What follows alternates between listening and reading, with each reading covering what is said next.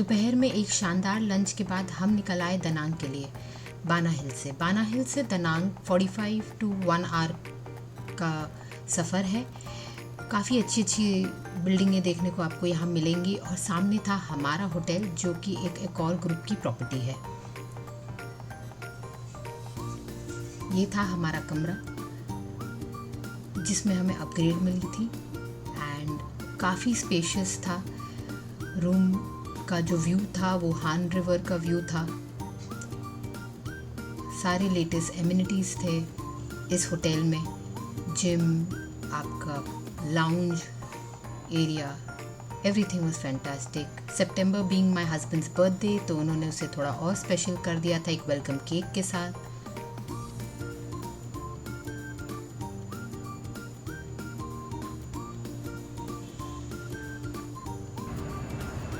ये देखिए सामने एक शानदार हान रिवर का view. Nice. Crowne Plaza, Marriott, Hilton, अजूरा।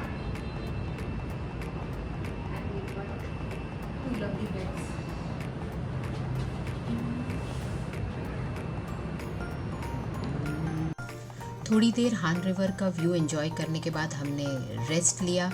काफ़ी थक गए थे बाना हिल्स घूम के। सामने ड्रैगन ब्रिज दिख रहा था जो फ्राइडे को वहाँ पे कुछ लाइट शो भी होती है, पर क्योंकि हम फ्राइडे नहीं रहने वाले थे तो वो मिस हो गया। शाम को हम निकल पड़े नाइट मार्केट के लिए। ये बहुत ही अच्छा मार्केट है, काफ़ी अच्छे लोकल प्रोडक्ट्स मिलते हैं, पर बारगेनिंग करना बहुत ज़्यादा ज़रूरी है। हम इस मोमेंट को एंजॉय करना चाहते थे एक दूसरे के साथ, इसीलिए कुछ वीडियोज़ नहीं बना पाए। रात में ये ब्रिज पार करते हुए हान रिवर का नाइट व्यू बहुत ही सुंदर था। वहाँ की नाइट लाइफ देख के अच्छा लग रहा था। कुछ कपल्स वहाँ वॉक कर रहे थे and they were simply sitting and having a good time. वहाँ पे काफ़ी फेरी बोट्स भी चल रहे थे, उनके अलग अलग चार्जेस थे स्टार्टिंग फ्रॉम 100 डोंग्स या कुछ ऐसे। हमने होटल को रिक्वेस्ट की थी एक स्पेशल इवनिंग के लिए एंड उन्होंने हमारे लिए ये सेटअप क्रिएट किया था to make my husband's birthday month even more special. हमारे लिए उन्होंने एक 5 कोर्स मील प्लान किया था। सारा जो खाना हमें सर्व किया गया था बहुत टेस्टी था एंड हमसे पहले से अप्रूवल ली गई थी कि as to what we would like to have and if we were allergic to certain kind of food और ड्रिंक्स। तो हमने पहले से अपनी कंफर्मेशन दी थी and they really made us feel very special. सुबह मेरे पतिदेव पहुंच गए जिम बहुत अच्छा था एंड क्यों ना हो, अगर आपको वर्कआउट करते वक्त दनांग का ऐसा शानदार व्यू मिले तो हर कोई जिम जाना चाहेगा।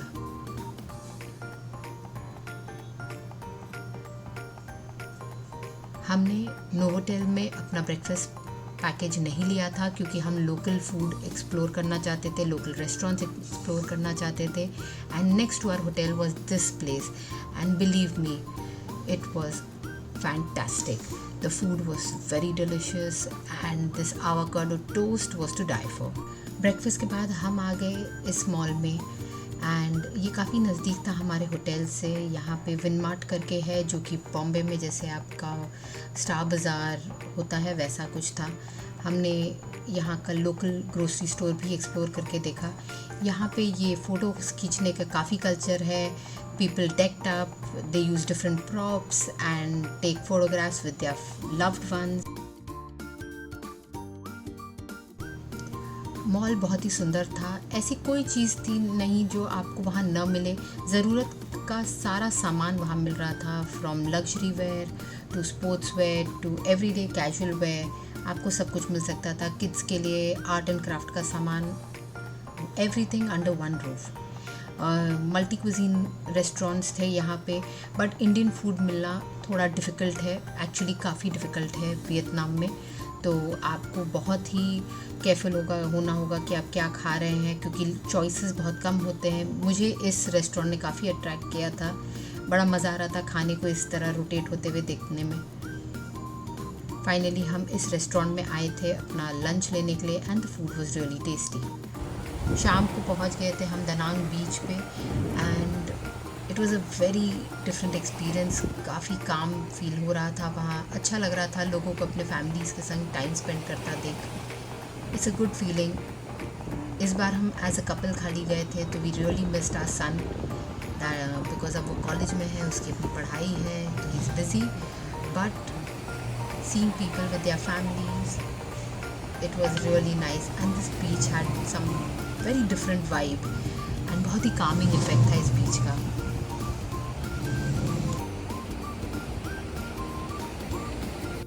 बीच के पास काफ़ी रेस्टोरेंट्स और पब्स थे. नाइट लाइफ काफ़ी अच्छी है नियर द बीच, तो काफ़ी यंग क्राउड आपको वहाँ देखने के लिए मिल सकता है. सामने ये ब्यूटीफुल सा रेनबो दिख रहा था, and it really made my day. बहुत खूबसूरत था दनांग का ये बीच एरिया. कहते हैं कभी कभी किसी शहर की खूबसूरती सुबह में होती है और किसी शहर की खूबसूरती उसके शाम में. दनांग में डेफिनेटली शाम था वो चीज़ जो मुझे बहुत अच्छा लगा.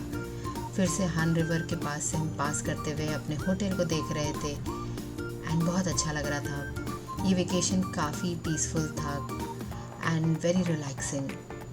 Exactly what we as a couple were looking for. ये बहुत अच्छा स्ट्रेच है जहाँ लोग मॉर्निंग में जॉगिंग करने आते हैं, वॉक के लिए आते हैं.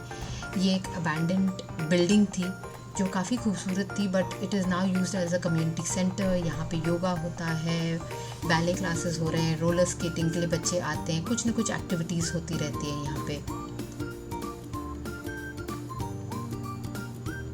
हम पहुँच गए हमारे होटल के सामने ये कैटिनाट कैफ़े में. वियतनाम में कॉफ़ी का काफ़ी चलन है, तो हमने भी सोचा क्यों ना हम भी कुछ अलग ट्राई करें with their famous tiramisu cake.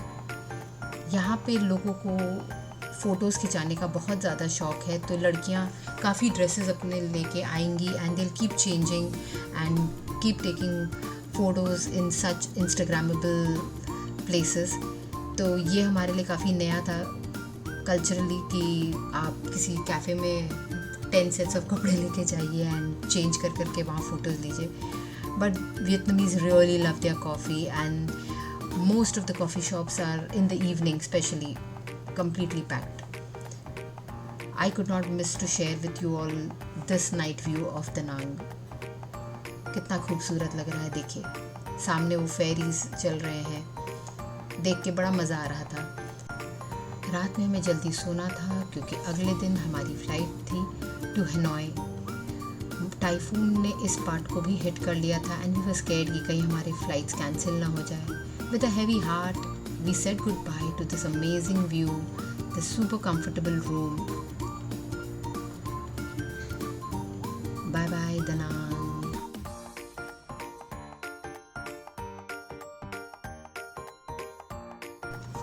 Hotel का lobby was very tastefully done, and जल्दी हमारी टैक्सी भी आ गई हमें पिकअप करने के लिए. टैक्सी में बैठने के बाद बहुत तेज़ बारिश होने लगी थी, and we were really scared कि हमारी फ़्लाइट कहीं डीले ना हो जाए या कैंसिल ना हो जाए, क्योंकि हमारी सिर्फ एक रात की ही स्टे है हनोई में, and there was still something that we wanted to explore in Hanoi. Luckily बारिश बंद हो गई and the flight took off on time.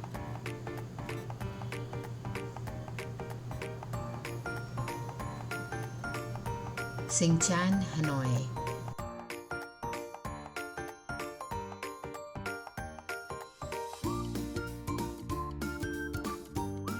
इस बार हम हनोई में in the heart of the city थे, यानी द ओल्ड क्वार्टर्स में. बड़ा अच्छा है यहाँ का surrounding. The neighbourhood is very good. काफ़ी हाई एंड ब्रांड्स थे यहाँ पे, प्राडा, गुची, सबके स्टोर्स थे. काफ़ी वेडिंग स्टोर्स भी थे वेडिंग गाउन के, तो अच्छा लग रहा था. इस बार हनोई में हम रुके थे होटल डेल ओपेरा में, which is an M Gallery property. बड़ी अच्छी होटल थी ये, इनकी सर्विसेज बहुत अच्छी थी. आते ही we were offered welcome drinks, and the check in process was very smooth. हमने अपने लगेजेस हैंड ओवर कर दिए थे ताकि रूम में भेजे जा सकें. बाय द टाइम पतिदेव चेक इन प्रोसेस कर रहे थे, I thought why not explore the hotel.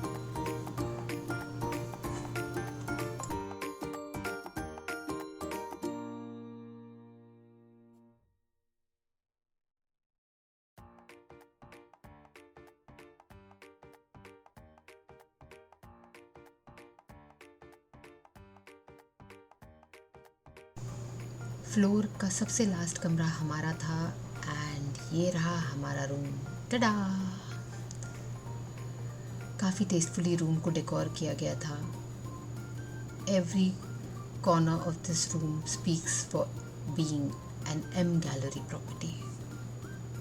बहुत ही लग्जूरियस प्रॉपर्टी थी ये। स्टे काफ़ी कंफर्टेबल था। स्टाफ बहुत ही कर्टियस था। हर चीज़ के लिए हमें हेल्प कर रहे थे, गाइड कर रहे थे। We were in need of Indian food because for the past 13-14 days हमने नहीं खाया था and they suggested a nearby restaurant and believe me it was really something that we were really craving for.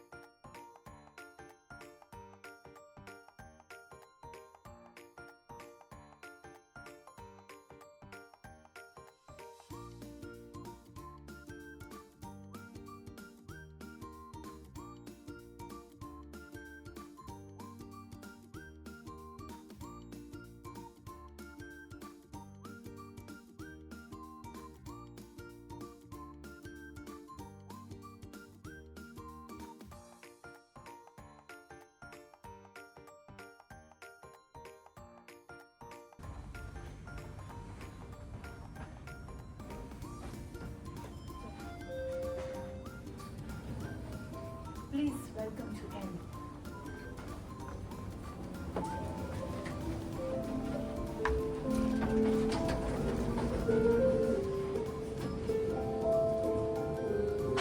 Every guest is a celebrity. Hotel staff के suggestion and Google बाबा की जय हो की रेटिंग के अनुसार हम पहुंच गए बनारस मंत्रा, रियली अ हिडन जेम। सबसे बड़ी बात थी कि हमारे होटल के ठीक सामने था। हमें कोई टैक्सी नहीं लेनी थी यहाँ तक पहुँचने के लिए। काफ़ी टूर ऑपरेटर्स इस जगह पे आते हैं फॉर इंडियन फूड अपनी पूरी ग्रुप को लेके, तो it is very popular even among tour operators. The vibe of the restaurant was very nice. अच्छी लग रही थी पीतल की थालियाँ, कटोरे, चम्मच, ग्लास देख के।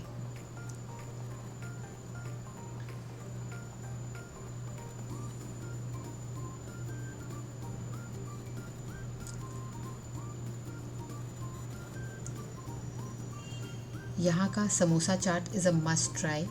ओवरऑल खाना अगर आप कहेंगे तो I will give it a 3.5 out of 5।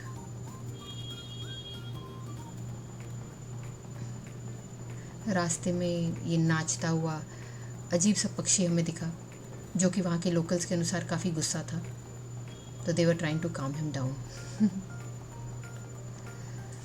शाम को होटल के पास का ये जो एरिया है इसको ब्लॉक कर दिया जाता है ताकि गाड़ियाँ ना आ सके एंड लोकल्स वहाँ पे आके एंजॉय कर सके। किड्स के लिए एक्टिविटी थी एंड बिलीव मी उन्होंने 2-2, 3-3 लेन्स तक ब्लॉक करके रख दी थी।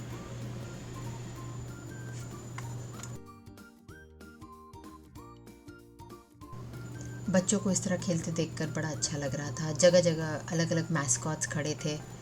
मैंने भी सोचा क्यों ना एक मैस्कॉट के संग मैं भी फ़ोटो खिंचा लूँ।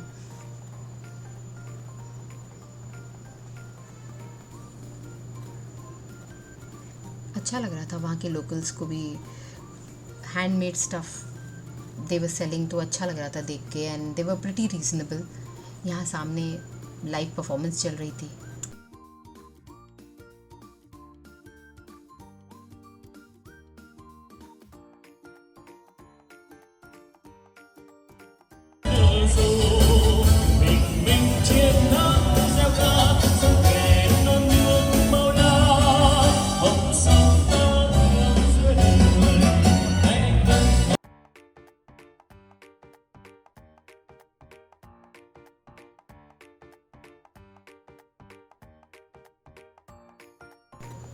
यहाँ पे ये लाइट्स ऑर्गेनाइज किए गए थे, बड़े बड़े होर्डिंग्स लगे थे, कोई वियतनाम का फेवरेट बैंड आने वाला था अगले दिन परफॉर्म करने के लिए। एंड बिलीव मी, मॉर्निंग से काफ़ी लंबी लाइन लगी हुई थी वहाँ पे। The breakfast at this property was amazing. काफ़ी चॉइसेस थे आपके पास वहाँ पे in the kind of food that they had prepared, and everything was made freshly. It was not like कि बना के उन्होंने रख दिया है and आप उसमें से ले लीजिए. You could order fresh pancakes, French toasts and waffles. cold cuts थे. आप अपने लिए सैंडविचेस ऑर्डर कर सकते थे.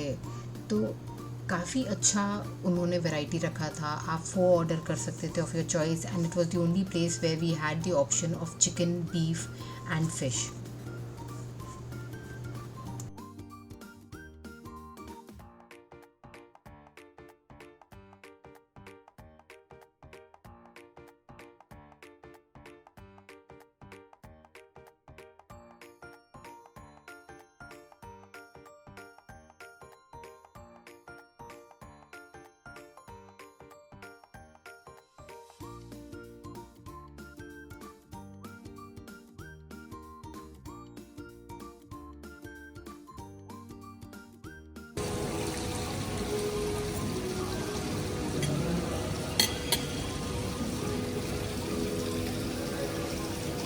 तुम क्या कर रही हो? तुम क्या खा रही हो तुम?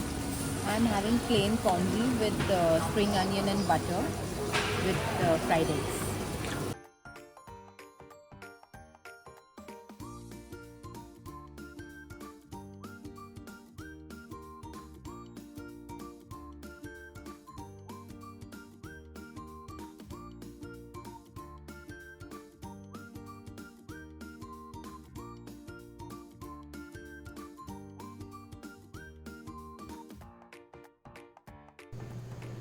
वेदर आप BTS आर्मी हो या कैरेट्स हो, कोई भी हो, एक फ़ैन की इस तरह की फॉलोइंग अगर किसी भी ग्रुप को मिल जाए, फैंस की फॉलोइंग, तो what more can they ask for. And believe me, these people were there since morning 6:30.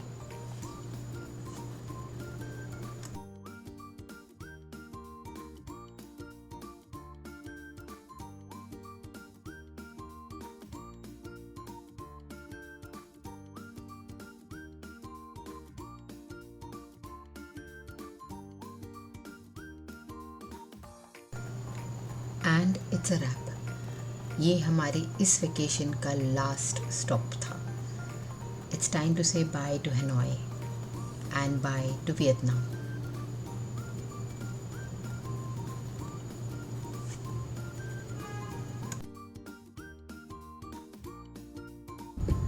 दिल में अनगिनत खूबसूरत यादें समेटे हम निकल पड़े इंडिया के लिए.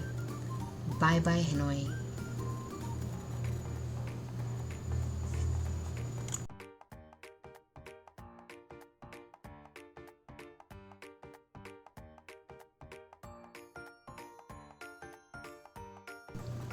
हनोई का ट्रैफ़िक काफ़ी अनप्रेडिक्टेबल है, एंड आपको हमेशा ये चीज़ ध्यान रखना चाहिए कि आप अपने पास हाथ में समय लेके चलें ताकि आपको एयरपोर्ट पहुंचने में लेट ना हो जाए.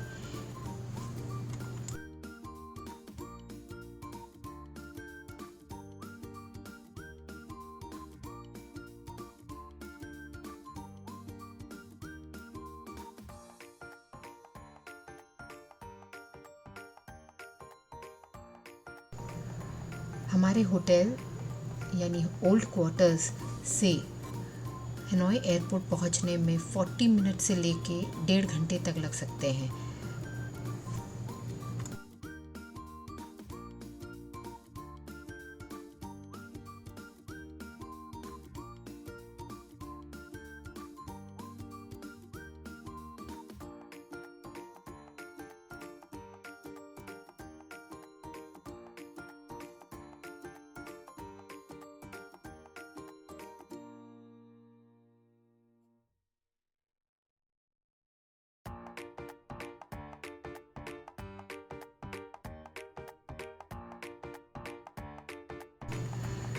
इस ट्रिप की बेहतरीन यादों के साथ समय आ गया था कहना अलविदा Vietnam.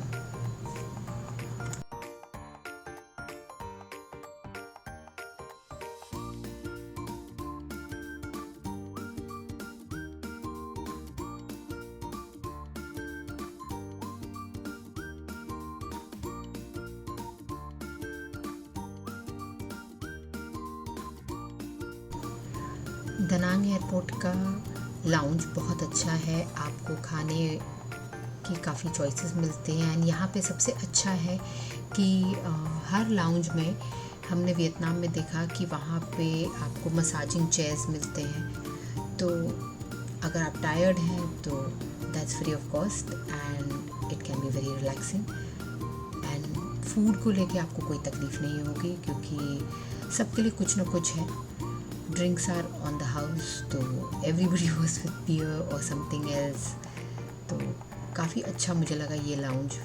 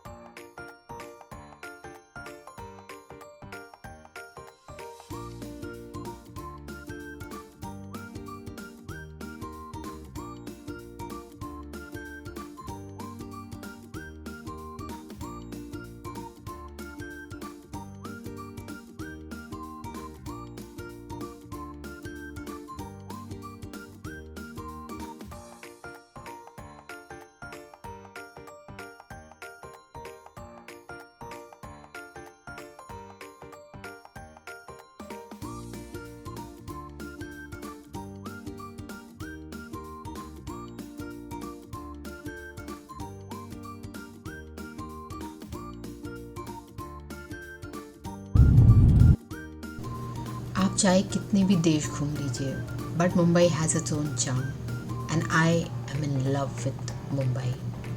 Like a true Mumbaite, I feel happy to be home.